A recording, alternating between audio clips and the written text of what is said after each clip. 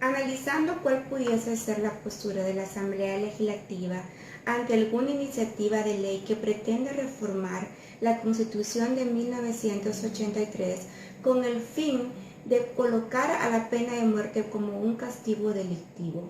Es una decisión que, aunque se proponga, la Asamblea Legislativa debe de tomar y analizar de una manera fría y calcular a la perfección los daños o las consecuencias tanto positivas y negativas que pudiesen traerle a El Salvador esta reforma, sin olvidar todos aquellos tratados internacionales que El Salvador ha ratificado y que ha permitido velar por la vida del ser humano dentro del territorio.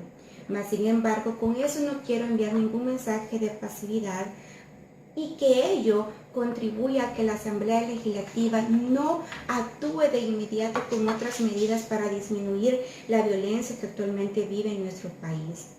Creo que sería imprudente o tratar de ocultar las estadísticas históricas que nuestro país ha vivido en este año 2015. 24 homicidios diarios. Anteriormente se contabilizaban, según Medicina Legal, 13 homicidios diarios. Son cifras históricas que actualmente están en la mente de cada ciudadano del país, que lucha día a día con aquella inseguridad de poder salir a la calle sin pensar que puede ser asaltado, que puede regresar a la casa o no regresar a su casa. Y a eso le contribuimos o le añadimos lo que es el éxodo que las familias salvadoreñas están pasando, aquellas familias que se encuentran en un alto grado de vulnerabilidad. 3 o 4 de cada 10 familias que viven en estos sectores están pasando hoy día ese éxodo. Están pasando la zozobra de que la muerte pueda tocar a su casa, la zozobra de qué van a poder comer, qué desarrollo va a poder tener su familia día con día, que los lleva inclusive a tomar una decisión de emigrar con sus familias completas hacia otros países por no contar con una seguridad efectiva en nuestro país. Dado esto, los ciudadanos salvadoreños, por medio de las redes sociales y los diputados, algunos diputados de la Asamblea Legislativa, están proponiendo que sea retomada la decisión de modificar la Constitución de la República y que se modifique el artículo 27, donde la pena de muerte solamente se da cuando el país entra en guerra o en el área militar. Ahí es donde el diputado Gallegos propone que la Constitución sea reformada. Y no solamente esto, que si se pudiese decretar un estado de sitio en aquellos municipios que actualmente se encuentran con el mayor índice de inseguridad en el país. Los ciudadanos también se pronuncian y cada vez que hay un asesinato, una violación, una masacre a familias inocentes, encontramos frases en las redes sociales como quémanos vivos, fusílenos, que se quemen las cárceles, que regrese Martínez, etc. Por otra parte, tenemos comentarios contrarios como lo es el Procurador para la Defensa de los Derechos Humanos, el licenciado David Morán, que trae presente la frase del padre Ignacio Illacuría, donde manifiesta que en El Salvador no tenemos pena de muerte, pero sí tenemos muerte sin pena. Palabras que analizándolas dan un golpe muy bajo a la seguridad de nuestro país, pero lamentablemente así es. Es una lástima que ese procurador de la República cite frases de lo que pudo ser o de lo que fue su maestro y él tenga una actitud de no velar realmente por los derechos individuales del pueblo salvadoreño, cuando él tiene sus expedientes, una y mil masacres que a la fecha no han sido, no ha llegado la justicia hacia las familias que han sido víctimas por un mal proceso, o simplemente porque las investigaciones y la justicia no está al alcance de estos ciudadanos. Ante esto es importante recordar hechos históricos del ser humano. ¿Por qué? Porque el ser humano a medida va evolucionando, también con él va evolucionando la forma de castigo o autocastigarse. Si bien recordamos, por historia tenemos lo que son las venganzas privadas. ¿Cuáles son aquellas venganzas privadas? Las que entre familia anteriormente se hacían justicia si uno dañaba al otro. Era familia contra familia o uno contra uno. Posteriormente se dio la venganza divina, cuyos jueces eran los sacerdotes, cuyo castigo era en nombre de Dios. Siempre se decía que solamente Dios es el que nos da la vida y el que puede quitarla.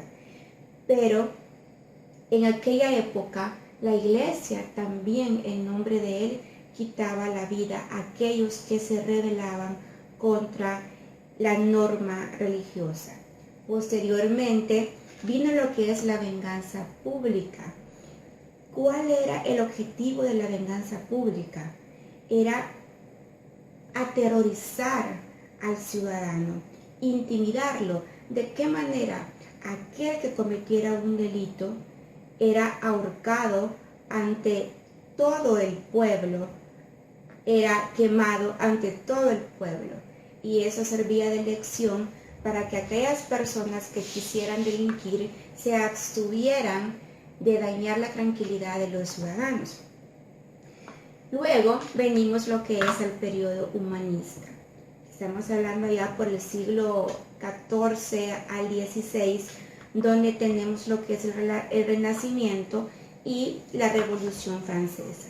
Acá con los muchos teóricos que proponen que el Estado sea más partícipe de lo que es lo que conlleva a la tranquilidad, igualdad y seguridad de los ciudadanos, que estos sientan que el Estado está garante de brindar una mayor seguridad y que la justicia o la aplicabilidad de la norma penal se ha llevado con un juicio digno.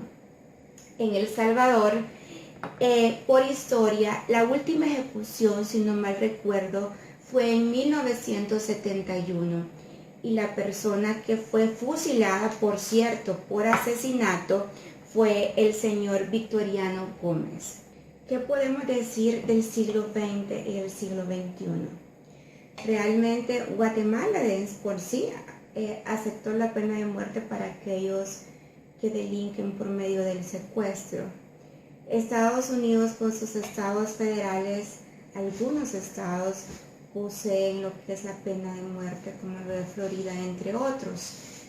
Se pudiese tomar como ejemplo, poder decir así, la efectividad de la seguridad, el cumplimiento de ley de esos estados para poder tomarlo como un ejemplo y decir que sí es funcional y que puede aplicarse a nuestro país, lo dudo mucho.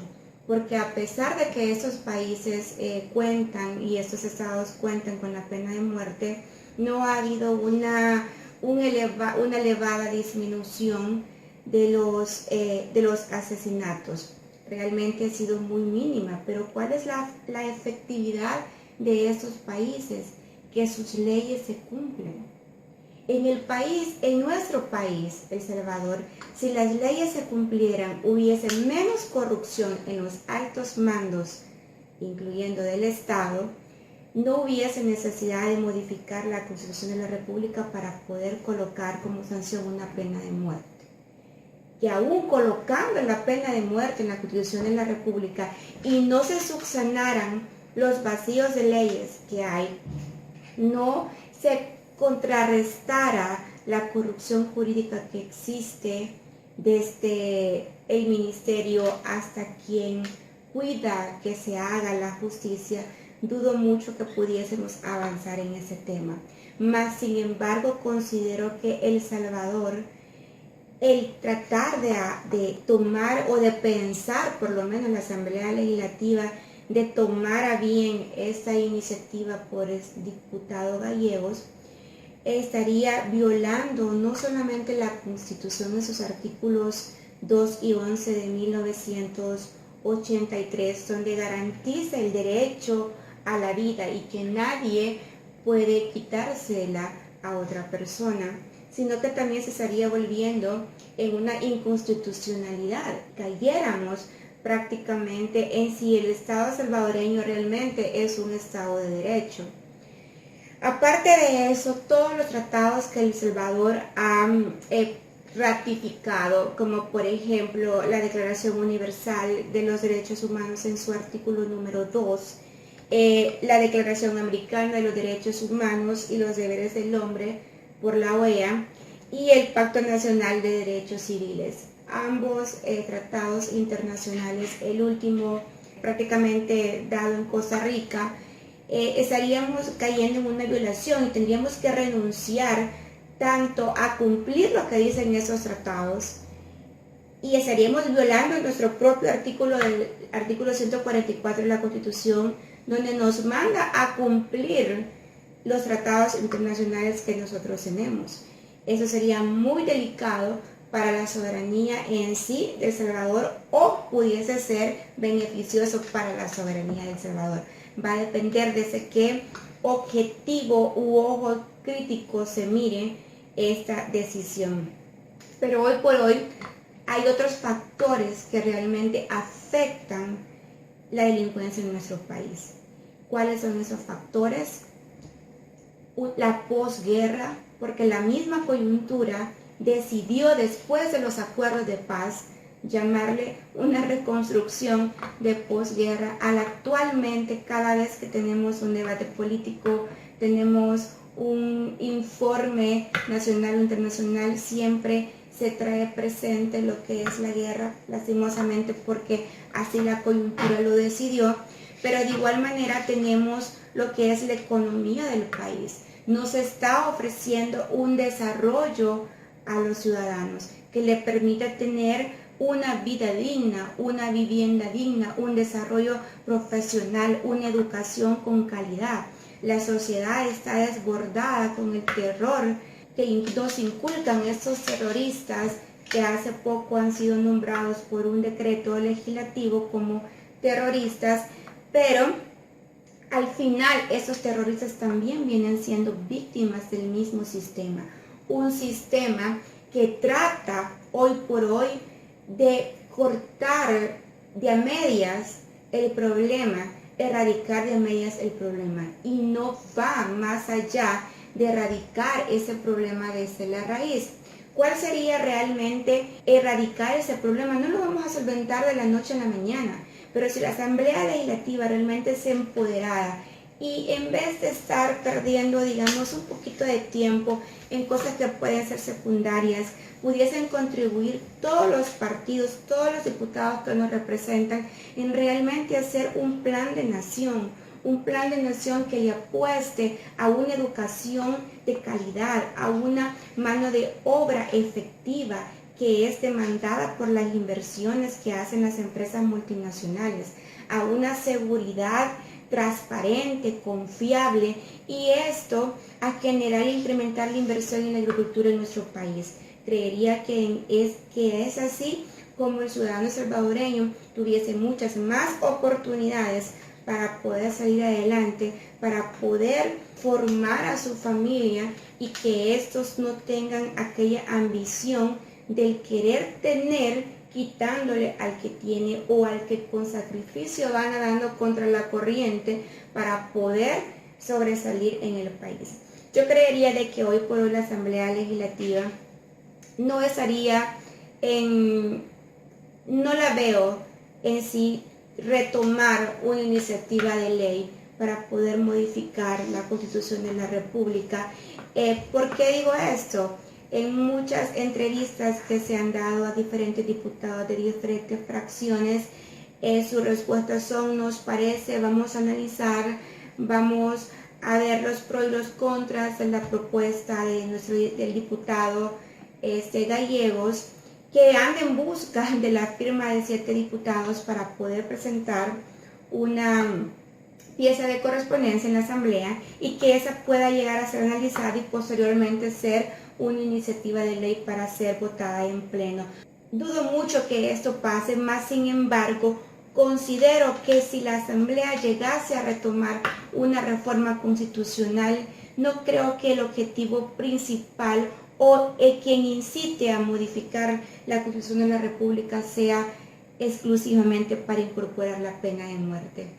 Realmente a veces yo misma como ciudadana siento y pienso que es bueno limpiar la casa, pero también debo de aceptar que limpiar la casa no implica y no es justo el dañar derechos que por ley, que por constitución le corresponden a estas personas, ya que pueden tener la oportunidad de reivindicarse y ser personas que contribuyan y ayuden al desarrollo del país.